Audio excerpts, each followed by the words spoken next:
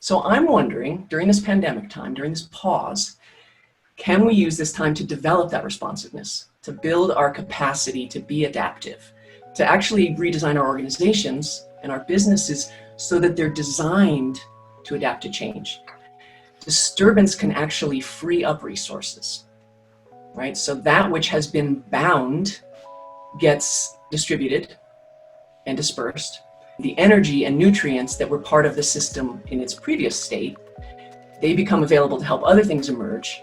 And it starts a process that's called, in nature, it's called succession, where that's a system-wide adaptation, where a whole set of organisms and processes that were there before have now made way for an entirely new phase to begin and grow. And they've actually set the stage for the new phase to be successful. I think that's what we're in the midst of now. When an organism in the natural world confronts suddenly challenging conditions, as we are, they either will perish or they'll adapt. And adapt and evolve, perhaps for the sake of their whole species. So that successful adaptation calls for three things. First, you need to preserve the DNA that's essential for the species' survival. And we need to be doing that too. When you think about your organization, when you think about your business, what is absolutely core to your business? How do you preserve that? How do you protect that? How do you be sure that you're deliberately bringing that forward from who you used to be to who you might be becoming? It's important for us to know what our own core DNA is. And then organisms will discard the DNA that no longer serves their current needs. So if you're coming out of the sea and onto land for the first time, you will adapt and evolve in a way that you lose your gills and you lose your fins, right? We can do that too, only we have to do it more quickly now. How can we release those things that we're still trying to do that aren't going to work now?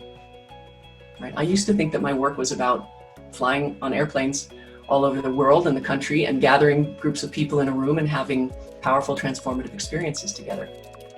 This climate, these conditions do not support that. So I'm letting go of that. And I'm sure that that's happening in your organizations too. And then once you know what has to be preserved, what you can afford to discard, then the other piece that organisms do and that we're doing is rearranging what we've got so that we can foster those new abilities to thrive in these newly challenging environments. Three things that nature would suggest we do during this messy middle time of uncertainty as we are in the process of becoming something new. So the first is arouse creativity. Do this with yourself, do this with your teams. Try lots of low-risk experiments. If there were an evolutionary approach to leadership, I think it would be try lots of things, fail fast, give more attention to those things that work, and put less attention to those things that don't. So this is a time to get super creative. The second is to amplify communications. I think all of us have been talking about in one way or another. People are distanced, but that actually means we need more touch points, more frequency of connection.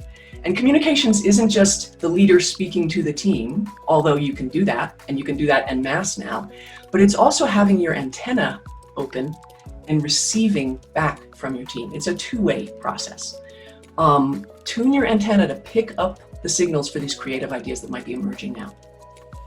And then the third is, nature would say, shorten your feedback loops. Life runs on communication, signal, response, adaptation. This is about learning how to pivot. And in the natural world, feedback loops, they're short, they're strong, they're implemented immediately, and the signal and the antenna are really well tuned to each other. So can we be doing that in our systems now? Can we practice? It is an evolutionary moment. We are not going to be the same when we come out of this cocoon as we went in, personally, organizationally, or in society.